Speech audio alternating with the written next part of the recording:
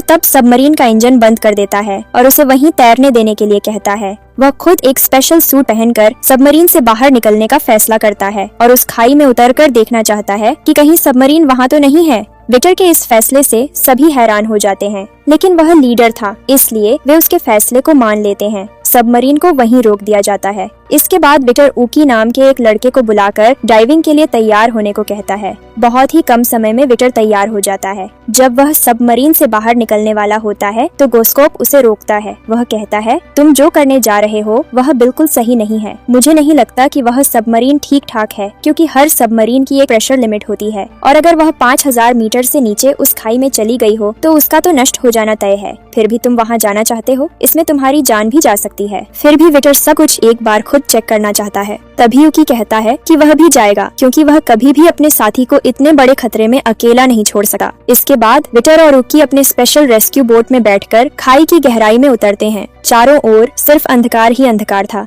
लेकिन बोट में मौजूद खास लाइट्स की वजह से वे आसपास कुछ देख पा रहे थे। इस तरह वे खाई के लगभग 1700 मीटर गहराई तक पहुंच जाते हैं, लेकिन इतनी गहराई में आने के बाद भी उन्हें कुछ खास दिखाई नहीं देता। विक्टर गहराई बढ़ाने को कहता है। लगभग 2000 मीटर नीचे जाने के बाद वे दूर से कुछ चीजें देखते हैं। पास जाने पर देखा जाता है कि वहाँ कई छोड़े गए जहाज और सबमरीन पड़ी हैं। वे समझ जाते हैं कि यहाँ कई जहाज और सबमरीन गुम हो चुके हैं, कई लोग मारे गए हैं। लेकिन वे तब सबसे ज्यादा चौंक जाते हैं जब वे देखते हैं कि टाइटैनिक का मलबा भी वहाँ मौजूद है। इससे साफ हो जाता है कि वे टाइटैनिक दुर्घटना की जगह तक पहुँच चुके हैं, लेकिन वे वहाँ कोई हाल ही में डूबी हुई सबमरीन नहीं देखते। वहाँ की हर चीज पुरानी और छोड़ी हुई थी। विक्टर यूकी से कहता है कि वे और नीचे जाएं, क्योंकि हो सकता है वह सबमरीन किसी खाली जगह पर पड़ी हो। यूकी ऐसा ही करता है। लगभग 1000 मीटर और नीचे जाने पर वे एक नई सबमरीन देखते हैं, जो देखने से परित्यक्त नहीं लगती, और पास जाकर वे पक्के तौर पर समझ जाते हैं यही वह खोई हुई सबमरीन है। विक्टर की खुशी का ठिकाना नहीं रहता, क्योंकि उसका अनुमान सही साबित होता है।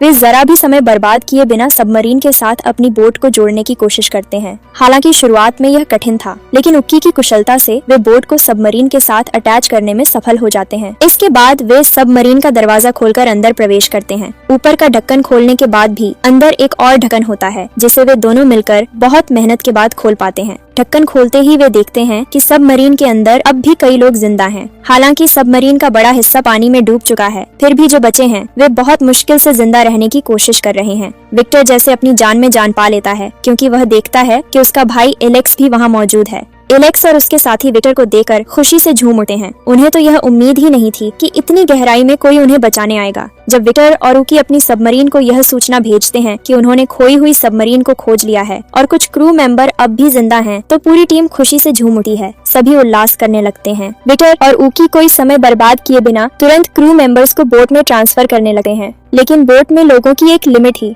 आधे लोगों को चढ़ाते ही बोट पूरी तरह भर जाती है। तब विक्टर यूकी से कहता है, तुम इन लोगों को हमारी सबमरीन तक ले जाओ और जितनी जल्दी हो सके वापस लौट आओ। मैं, मेरा भाई एलेक्स और बाकी लोग तब तक यहीं रुकेंगे। यूकी विक्टर की बात मान जाता है। वह आधे लोगों को लेकर वापस जाता है। जाते समय वह सबमरीन में एक लोकेशन ट्रैकर भी लगा देता है, जो उनकी बोट में ही था, ताकि अगली बार वहां वापस आना आसान हो। लेकिन वहां मौजूद आर्नू नामक एक क्रू मेंबर ट्रैकर को बंद कर देने को कहता है। वह कहता है, समुद्र की गहराई में कब क्या हो जाए कोई नहीं जानता। हो सकता है किसी पानी की धार या किसी क्रिएचर की टक्कर से लोकेशन ट्रैकर दूर सरक गया हो, जिससे बाद में जब ओके यहाँ आएगा तो वह शायद इस तरह से गलत लोकेशन पर चला जाएगा।